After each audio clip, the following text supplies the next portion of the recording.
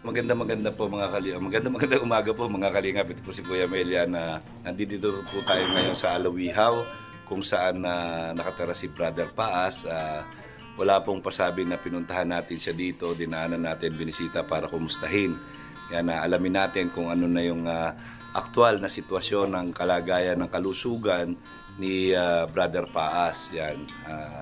Siyempre, one kalingap, one family, kailangan yung mga kasama natin kailangan na alamin natin kung ano na yung mga sitwasyon yan para nasa ganun na mabigyan natin siya ng tibay ng loob para mas lalo siyang lumakas yan, di ba? Tara, puntahan natin. Yan, good morning Brother Paas. Yan, nakita niyo po ano ginagawa ni Brother Paas ngayong umaga. Yan, nag-aalmusal na po. Yan, nakita niyo, umiinom siya ng ano yan? Gatas at saka kumakain na po siya. Kamusta naman yung yung Prosure. Yan. Yan po yung iniinom niya, yung Prosure. Yan, kamusta naman yung ano mo ngayon, pakiramdam mo ngayon? Purihin ng Diyos. Kasi alam mo kung bakit gumawa ng himalaan Diyos sa buhay ko. Amen. Kasi alam mo, ilang beses kaming nag-try ni Mrs. na magpa-confine. Oo. Hindi natuloy. Oo. Kasi nagkataon na yung hospital puno. Oo. Huwag na lang daw magpa-exercise kasi okay naman daw. Binigyan nila ako ng resetang Prosure. Tapos, siyempre nung time na yun, nung na-vlog ako ni Vincent, talagang nasabi ko sa vlog niya na parang hinihintay ko na lang yung kamatayan ko kasi hindi na ako nakakakain. Almost 2 weeks eh. So, talagang naiyak ako kasi grabe ka ako, talagang lahat gustong kumain, bukod tangi ako gusto kong kumain, hindi makakain, niluluwa ko lang. Pero sa unang pagkakakita ko sa iyo at nung una nagpunta kami dito, maputla ka eh. Pero ngayon maganda na yung kulay mo. Purihin ng Diyos. Oo, talagang iba na lang. So parang medyo tumaba ka na ng konti. So siguro kailangan dagdagan pa natin yung masusustansyang pagkain na kinakain natin. Kagaya yan, nakakapag-almusal ka na dati-dati pagka kumakain ka lagi ka nakahawak sa tiyan mo. So ngayon parang wala na. Yan po, nakita nyo, kumakain na si Brother Paas. Yan, siyempre, Prosure, yan yung kanyang iniinom na gatas. Maganda ito. Siyempre, salamat sa misis ko. Kasi yung asikaso ba? Siyempre, yan, isa yan sa makakapagpalakas din sa atin, siyempre, yung pag-aalaga ng mga may bahay natin na talagang full support sa iyo na hindi kanya pababayaan. Worst comes to worst, nandyan lang siya sa tabi mo. Kaya masarap din yung talagang yung for better or for worse. Till death do us part. O, di ba? Yan, magandang balita po ito para kay Brother Paas. Yan, sa mga nagtatanong po kung kumusta na si Brother Paas, ito na po si Brother Paas ngayon.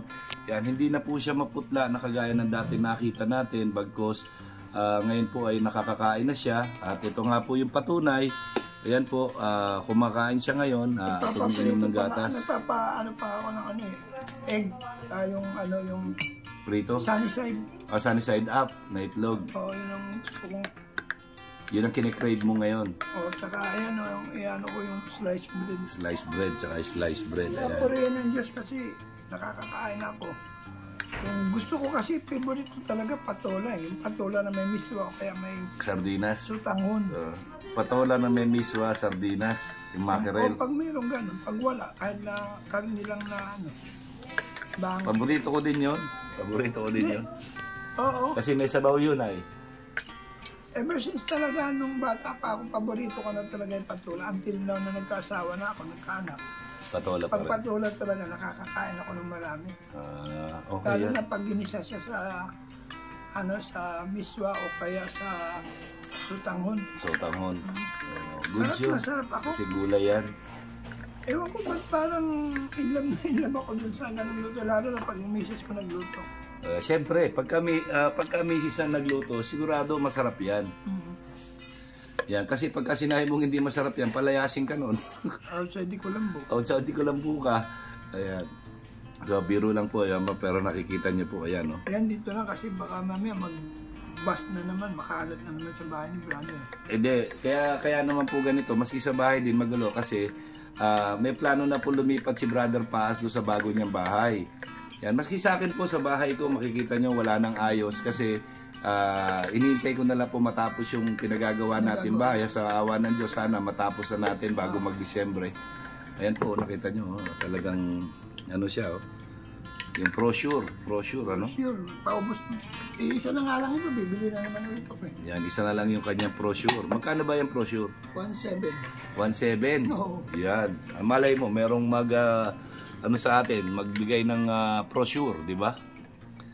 So, ayan po yan, nakakatuwa naman na pagmasdan si Brother Paas na ngayon po ay nakakakain na siya ng maayos. Yan, hindi na yung kagaya nung dati nakakain ng konti at biglang ilalabas. O ilalabas niya rin, iduduwal niya rin. Parang walang intake na pagkain. So ngayon, kahit papaano, nung makita ko nga po siya, bigla siyang parang tumaba at hindi na po siya maputla. Yan, siguro kailangan more on tubig ka. Oo, tubig. More on tubig. Tsaka nakatulong yung mga herbal. Yung mga herbal medicine. Biyaya ng Diyos. Oo. Talagang ang Diyos talaga napakabuti. Kasi alam mo, sa totoo lang, ikaw naman, na-witness mo naman, di ba? Halos di na ako makaupo ng ayos. Nalalambot ako. Kaya nga nakita ko nung nung sinalubong mo ako pagdating ko, nakita ko yung paglakad mo hindi na ganun, hindi ka nahirap maglakad. Diretso na yung lakad mo. Siyempre number 1 talaga, kung ano yung nilagay ng Diyos sa puso mo, pangawakan mo lang. Oo naman. Huwag kang mag-alinlangan. Kahit anong sabihin ng tao, huwag mong pansinin kung ano yung nasa puso mo, gawin mo lang. Kasi doon gagawa ng himala ang Diyos. Yan. Kung makikita niyo po yan si Brother Paas, iba na po yung aura niya ngayon kaysa nung aura nung una natin siya na i-vlog. Yung ipinost natin sa Facebook page. Yan. Nung nandiyan tayo sa labas. Yung unang bisita ko sa kanya yon. So, pero ngayon po, tingnan nyo, yan, medyo maayos-ayos na po siya. Yan, mga ilang buwan na lang, yan, baka malay natin, by January, kasama na natin siya ulit na bumabiyahe. Yan, si Brother Paas. Mahaba na ngayon January. Baka mahaba na yung January. Kaya, tuloy-tuloy mo lang yung pag-inom mo ng mga herbal, yung pagkain mo na masusustansya, yan, iwas muna sa junk foods, yan. Pero ako'y natutuwa talaga sa nakita ko ngayon dahil ang laki ng pagbabago ni Brother Paas mula nung huli natin siya ma-vlog. Yan, ngayon po ay malakas na siya, nakakakain na. Yan, talaga namang ayan, salamat po sa Panginoon na ginabayan siya at inalagaan siya. Hindi po ni Lord ang sakit ni Brother Paas. Ginawa niya ng himala na ito imposible kasi kahit ako nararamdaman ko parang iniintay ko na lang yung kamatayan ko ng mga nagdaang weeks na yon. Oo. Kaya nga nasabi ko kay Vincent nung ako'y kanyang binlag, sabi ko, iniintay ko na lang yung kamatayan. Hindi ako makakain. Ibig sabihin, hindi ka pa dapat mamatay dahil marami ka pang misyon na gagawin. Purihin ng Diyos. Oo. Marami ka pang bahay na gagawin, na dadasalan. Oo nga, pati nga sa'yo siguro. Oo, antayin mo sa akin. Pupuntahan natin yan. Pag natapos yan, pupuntahan natin yan. Nung minsan ay nagbanding kami ng BSM Boys. Yan, doon sa bahay, doon sa lote. Kami lang din doon. Katuwaan lang, kainan lang kami doon. Yan, wala namang kaming, parang nagkatuwaan lang. Kainan tayo, doon sa bahay tayo kumain. Yan, nagluto si Perla, yan, maraming salamat at nagustuhan naman nila. Yan yung niluto ni Perla. Yan, nabusog naman sila lahat. Yan, nagpapaluto po si Brother Paas ng sunny side up na itlog. Kaya napansin ko, pagka nanghihina ako, minimo ko ng gatas, kakain ako. O kaya yung hot milk. Yan basta lagi kailangan kumain ka ng kumain para nun makarecover ka doon sa mga nawala na sa'yo, na lakas. Ngayon, nakakainom na ako ng tubig, nakakadami na ako ng tubig niya. Oo, kailangan kasi dehydrated ka noon dahil wala kang kain Yan po, sa awa ng Diyos po. Alam mo, yung mga taong dehydrated, hindi na yun makakalakad. Totoo, naranasan ko yan. Pero ang kapurihan ay para sa Diyos. Dehydrated ako, nakakalakad ako. Oo nga, amen. At purihin din ng Diyos kasi siguro, sa dami ng nanalangin, salamat po sa mga viewers na sincerely prayer for my life.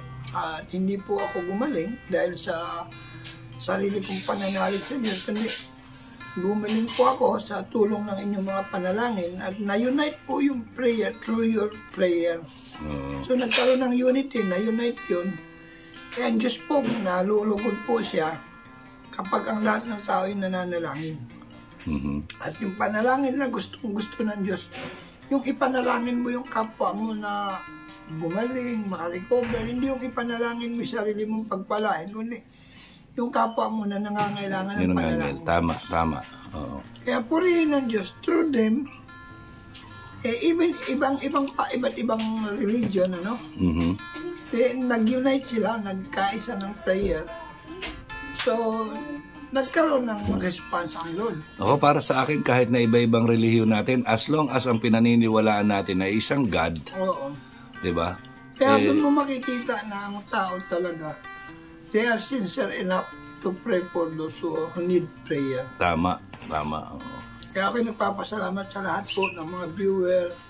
Although sabi ko hindi po mahalaga kung anong religion meron kayo. Ang mahalaga po, ipagdasal. Nakipag-isa po kayo sa prayer sa akin. Napakalaking bagay na yun. Bagay na po yun. Plus yung faith ko na talagang hindi ako magpapadoktor. Hindi ako magpapadextos. Ang Diyos ang gagawa ng himala sa buhay ko. At nangyari naman po yun. Tama. At ito ako ngayon, purihin ng Diyos. Ayan, Diyos lang ang maparangalan. Totoo po, purihin ng Panginoon. Kasi nung una ko siyang makita dito, talagang maputla po. Ngayon po, nakikita nyo naman, yung kanyang aura ngayon po, hindi kagaya ng dati na halos butot balat na lang siya. Pero ngayon po, tingnan nyo, parang nanunumbalik yung dati niyang katawan. Yan, kaya sabi ko nga po sa kanya, tuloy-tuloy lang ang pagkain para makarecover ka doon sa mga nawala sa'yo. Yan, para bumalik yung lakas mo, manumbalik, tumaba ka ng ulit. Yan ako sa tingin ko, mga 1 buwan pa, balik na po yung katawan kung ganito po ang ginagawa ni Brother Paasa, kumakain lagi. Yan, tuloy-tuloy lang yung pag-inom ng mga herbal medicine na iniinom niya. At ayan, basta laging masustansyang pagkain lang. Sigurado ko po for 1 month, yan, sobra-sobra na po yun. Manunumbalik na po ang lakas ni Brother Paz. At saka salamat siyempre, malaking bagay yung prayers na ginagawa niyo po para kay Brother Paz dahil nakiklense po ang kanyang soul yan by praying. Di po ba? Ngayon, tinatanggal ng Panginoon sa kanyang soul yung mga masasamang yung toxic na nandoon sa kanyang soul na nagiging sanhi ng kanyang karamdaman. So eto na po, unti-unti na ngayon, yan nanunumbalik na ulit si Brother Paas. So, yan. So Brother Paas yan, ano masasabi mo sa lahat ng mga taga-subaybay natin sa Team Kalingap? Una, salamat sa Diyos kasi dapat bago tayo magbigkas ng ibang bagay, purihin ang Diyos. Turuhin, gumawa siya ng himala sa buhay ko. At the same time, kung maalala niyo po ng mga nagdaang araw, sa bawat bisita po ng bawat vlogger, may mga iba di nakatitis, umiiyak sa kalagayan ko. Kapampaluha kasi sabi nga nila parang ako mamamatay. Pero purihin ng Diyos. Ngayon, natutuwa naman ako, mga karamihan po sa Pandalaw, natutuwa at napapapraise the Lord kasi kakaiba na po yung ngayon kaysa nung nakaraan. Tama. So, ibig sabihin, God is good, God is moving, may changes. Oo. So, yun ang nakaka-bless. Gumawa na ng paraan ng Panginoon para mawala yung mga nararamdaman mo sa katawan. Oo. Kaya ayan ngayon yan sa lahat po ng mga nakisimpatya po sa pagdarasal para kay Brother Paas na sa agaran niyang paggaling. Maraming salamat po sa inyong lahat at manatili po tayong magdasal para sa mga nangangailangan. Yan, sa mga nangangailangan ng prayers. Kasi hindi lang po ang prayers para sa atin, kundi para sa ating lahat, sa lahat ng nilikha ng Panginoon. Amen. Ayan, so, ayan po, ito po ang ating update kay Brother Paas. Yan, wala po tayong wala pong wala pang pamamaalam, walang kung anuman. Yan, si Brother Paas po ay malakas. Ako'y naniniwala na manunumbalik ang kanyang lakas sa pamamagitan ng pagdarasal at pag-inom ng tamang gamot at pagsunod sa kung anuman ang dapat niyang kainin. Saka isa pa Kuya Mel, malaki ang naitulong ng pagbisita ng kapatid ko, pagbisita ng mga taong hindi ko ina-expect. Yung moral support pati number 1 talaga. Oo, tama yun. Totoo yun. Kasi yung sabayan mo ako. Yan tingnan niyo po yan kumakain na si Brother Paas ng sunny side up. Yeah, Melo. Okay na sa kape, busog na busog ako. Ayan Ganyan po yan. Maraming salamat sa Panginoon at talagang nakita niyo naman po yan na magana na po siyang kumain ngayon. Hindi kagaya dati na biskwit nga lang inaayawan niya. Pero ngayon po magana na po siyang kumain. Ayan Ay, galing kumain ka rin sige. Ito po yung patunay, no? Ito po yung patunay na talaga pong tuloy-tuloy ang lakas ni Brother Paas. Yan, talagang salamat sa pagdarasal, salamat sa mga panalangin na inalay natin kay Brother Paas, sa mga iba pang nangangailangan ng panalangin. Yan, wag po tayong tumigil yan sa pagdarasal. Yan, at nakita nyo ngayon, ito na po yung resulta ng mga panalangin na inalay natin. Lumakas na po ulit na manunumbalik na sa dati niyang kalusugan si Brother Paas. Ayan. Ang laking tulong po talaga lalo na ikaw, katulad mo, pumisita ka, unexpected. Alam nyo, hindi naman mahalaga yung material things. Ano lang yan Kumbaga, iba pa rin talaga yung moral support. Oo naman. Pumunta ka hindi dahil kailangan mo lang mag-vlog, kundi pumunta ka because of your concern. Kung ano ng kalagayan ng isang dati mong kasama na minsan may mga konting sigalot pero minsan bangayan. Natural lang yun. Pero nandun pa rin yung nakita ko na kahit ganun, yung pagmamahal mo sa isang kasama, yun ang nakatulong. Kasi alam mo, ang tunay na kalingap, ganyan ang karakter. Yan, hindi yung sa camera lang. Actually, ayoko po, sa totoo lang, ayoko mag-vlog. Yan, dahil lang sabi ko kay Brother Paas, pumunta ako dito para bisitahin kita, hindi para mag-vlog ako sa'yo. Yan, siya po yung nagpumilit, sabi niya, para maipakita mo kung ano yung update sa akin. Oo, para malaman naman ninyo na kung ano bang update ni Brother Paas. Yan. Kasi para hindi naman masayang yung punta ni Kuya Mel. Yan. Hindi po dahil sa views kaya ako nagpunta rito. Pumunta po ako to bilang tao at bilang pumisita sa tao. Ayan. Hello po guys, magana na po yan kumain si Brother Paas. Maya kumakain na po yan, kaya nagkakalaman na ang katawan. Very good, very good. Thank you Lord, thank you sa mga prayers. Amen, amen. Ayan po. So, ayan po mga kalingap, no? Yan, dito na lang kasi wag na natin istorbo si Brother Paas. Ang lakas kumain, mauubos yun na yung tinapay. Ako, nagkakape po ako. Yan, salamat sa kape, brother. Ayan. So, sa mga kasamahan natin, ano naman ang masasabi mo? Sa akin, salamat. Kasi, kabila ng lahat, andun pala yung kanilang concern. At the same time, yung pagmamahal bilang kasama. Kasi, sila Agul, sila Arnold, Mr. J, si Kagawan, binisita rin ako. Alam mo kasi, ang tunay na kapatiran, hindi dahil sa kung ano yung meron, para mag-gain ka sa sarili mo, kung hindi yung tao sa puso na pagbisita at pangungumusta sa mga kasamahan natin na talagang nalulugmok sa sa karamdaman kagaya nung nangyari sa iyo. Tignan mo ngayon, Nung mga nandang araw na walang bibisita sa akin, na rin ako, na-depress ako kasi sabi ko parang wala akong kasama ng mga... parang wala kang kaibigan, wala kang Oo. nakasama sa trabaho, no? Pero alam mo, pasalamat din talaga ako sa Team Kalingap una. Kay Kuya Bal, hindi alam lang Kalingap pa naman. Kasi doon ko nakita yung pagiging best friend namin ni Bal. Hindi niya ako pinabayaan. Talagang yung concern niya nandoon. Salamat sa Diyos kasi ginamit si Kuya Bal. Yan. Kaya wag po natin paniniwalaan yung mga sinasabi ng iba na pinababayaan ni Kuya Bal ang mga Kalingap partners. Mali po yun. Yan, hindi lang po lahat ng pagtulong na ginagawa ni Kuya Bal ay binablog. Yan, siguro wag tayo mag-isip ng ganon, bagkus mag-isip na lang tayo sa ikabubuti ng taong nangangailangan. Yun. Yan. So yun po mga Kalingap, ito po yung ating latest update kay Brother Paas. Ito po si Kuya Mail. Yan ang nagsasabi sa inyo na ang gumagawa ng mabuti sa kapwa ay pinagpapala. Mabuhay po tayong lahat hanggang gusto natin ng naaayon sa kalooban ng Panginoon. Amen. Yan. Maraming salamat po. Magandang umaga. And I love you 3 times a day. Bye-bye, brother. Bye. Salamat.